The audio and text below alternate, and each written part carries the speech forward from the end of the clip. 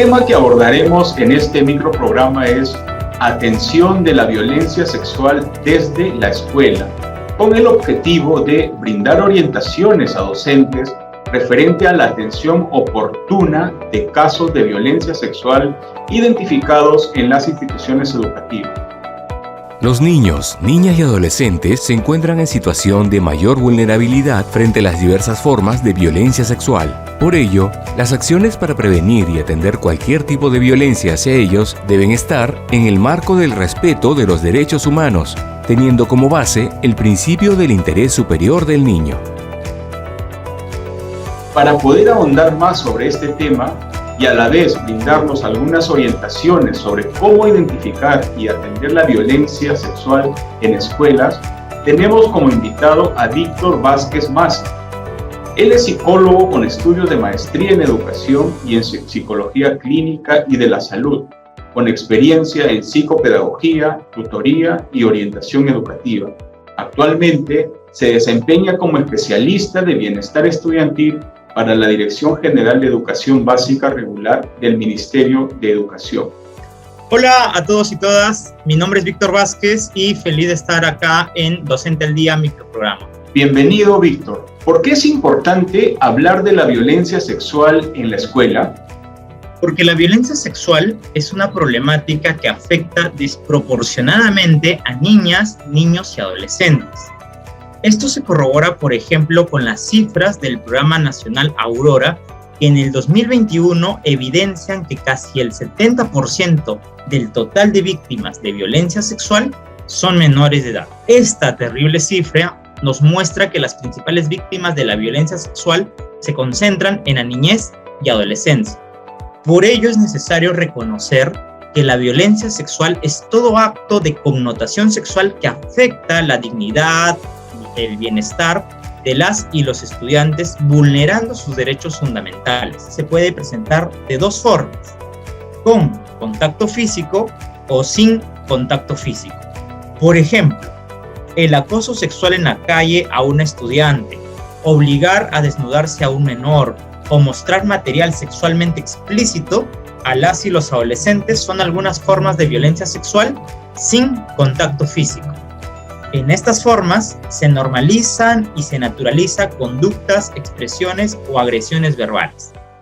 Mientras por otro lado tenemos aquellas formas de violencia sexual que sí presentan contacto físico, como por ejemplo los frotamientos o roces de las partes íntimas, tocamientos indebidos, besos forzados o las violaciones.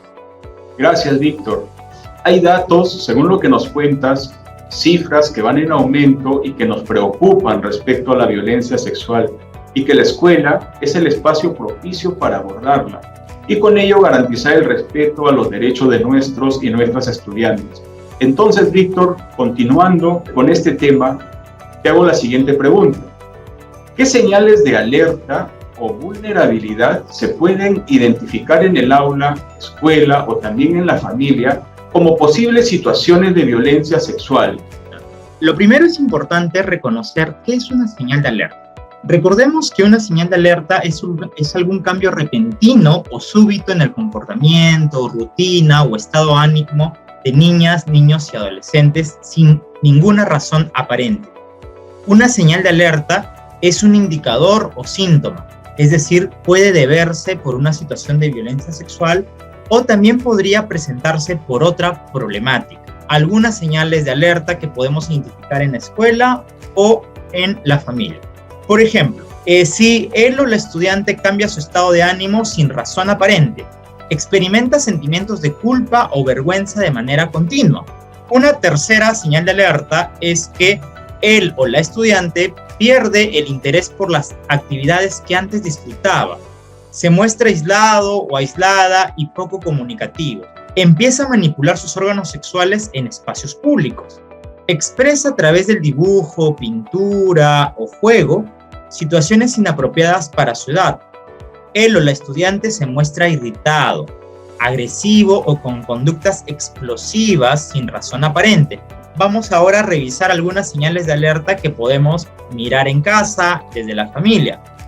Por ejemplo, si el estudiante o la estudiante tiene temor, nerviosismo o se niega rotundamente a que conozcan sus amistades o sus interacciones en las redes sociales, puede ser una señal de alerta, ¿no? Por ejemplo, un adolescente que está angustiado cada vez que su papá o mamá solicita su celular.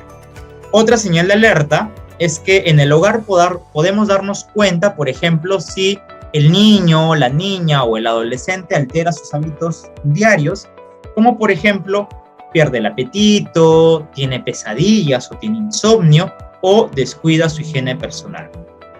Otras señales de alerta que también nos pueden indicar alguna situación de violencia sexual son, por ejemplo, cuando él o el estudiante dice que ha tenido o tiene una vivencia de acoso, chantaje o forzamiento para realizar algo con voluntad. Y finalmente, otra señal de alerta es cuando él o la estudiante experimenta dolor, ardor o picazón en su zona genital, perianal o anal.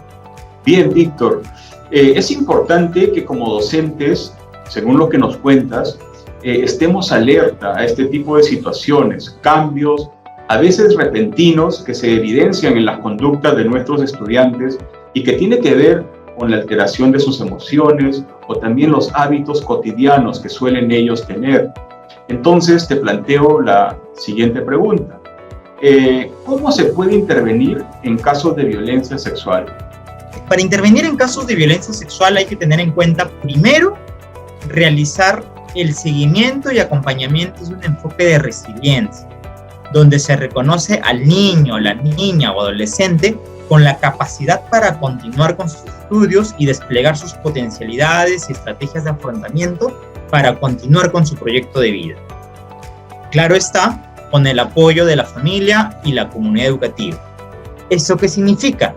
Significa que el servicio educativo debe adecuarse y flexibilizarse a las necesidades y requerimientos que va presentando él o la estudiante, brindándole el apoyo pedagógico y el acompañamiento socioafectivo respectivo.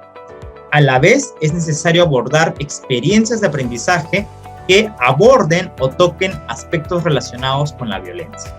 Otra recomendación para intervenir en casos de violencia sexual es establecer un diálogo cercano y cálido.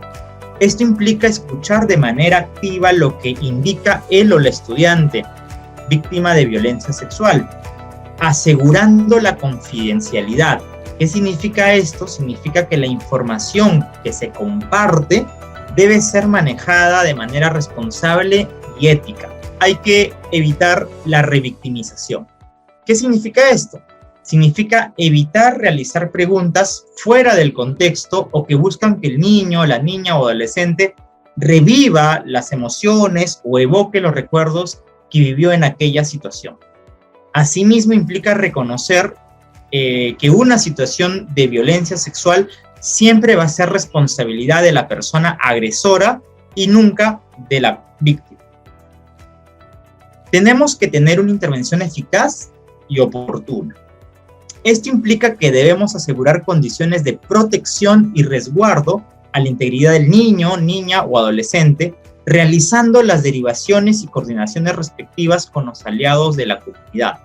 Para ello, requerimos previamente haber articulado con los aliados, como por ejemplo centros de salud, centros de emergencia mujer, de MUNA, comisaría, fiscalía, unidad de protección especial u otros actores que existan en la localidad. Asimismo, recordemos que ante una situación de violencia sexual, nuestra intervención tiene que ser inmediata. Apenas conozcamos un caso de violencia sexual, implica darle la prioridad de atención y seguir nuestras normativas y protocolos.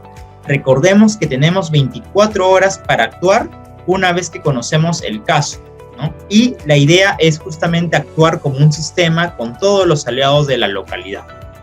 Activar los protocolos de violencia sexual que el Ministerio de Educación tiene. Esto implica activar el protocolo número 2 si el hecho de violencia sexual ocurre entre estudiantes, o el protocolo número 5 si la persona agresora es de la institución educativa, de acuerdo con nuestra resolución viceministerial 274-2020-Minedu. Recordemos que nuestro protocolo de actuación ante situaciones de violencia plantea 4 pasos que se requieren realizar. El primer paso, o también llamado acción, implica reunirse con la familia para comunicar el hecho, realizar la denuncia en la comisaría o fiscalía de la localidad, separar preventivamente al agresor, si es una persona adulta, no de la institución educativa, comunicar a la UGEL y reportarlo en el libro de incidencias y en el CICB. Recordemos que tenemos 24 horas para poder realizar todo este proceso de la acción. Y finalmente, una última recomendación también es activar espacios de prevención y de protección en la comunidad educativa. Como docentes, desde nuestra labor de orientación educativa permanente y desde la tutoría y orientación educativa, hay estrategias que podemos emplear justamente para este fin. Podemos brindar acompañamiento desde la tutoría individual, podemos desarrollar proyectos o actividades de tutoría grupal, o podemos promover la participación de las y los estudiantes de la institución educativa para que se involucren en la prevención de la violencia. Muy bien, Víctor, gracias. De lo que nos has comentado, algunas ideas clave pueden ser, por ejemplo, la mejor forma de prevenir la violencia sexual es abordándola y dialogando al respecto en la casa, en la comunidad y, por supuesto, en la escuela, comprendiendo de qué trata, cuáles son sus características y qué señales nos pueden alertar. Y así también algo interesante que nos comentas es evitar la revictimización de nuestros niños, niñas, adolescentes que pudieran estar pasando por situaciones de violencia sexual. La intervención tiene que ser eficaz, tiene que ser oportuna y básicamente es activar los protocolos que hay para este tipo de violencia, ¿no?, que dispone el Ministerio de Educación. Tú has hecho referencia y también luego de identificar y activar los protocolos, es importante realizar el seguimiento, acompañamiento desde un enfoque de la resiliencia.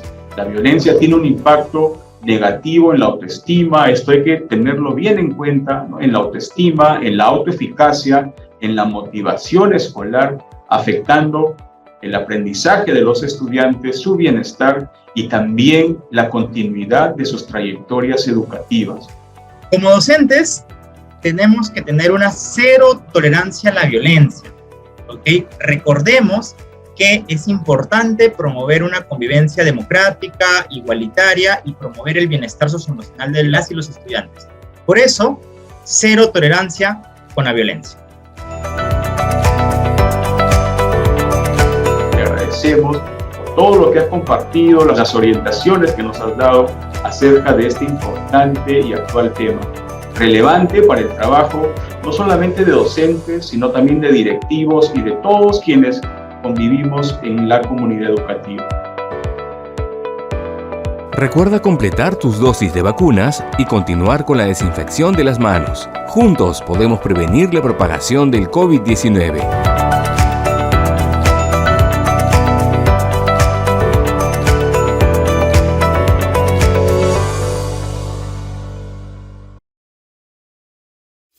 Siempre con el pueblo. Gobierno del Perú.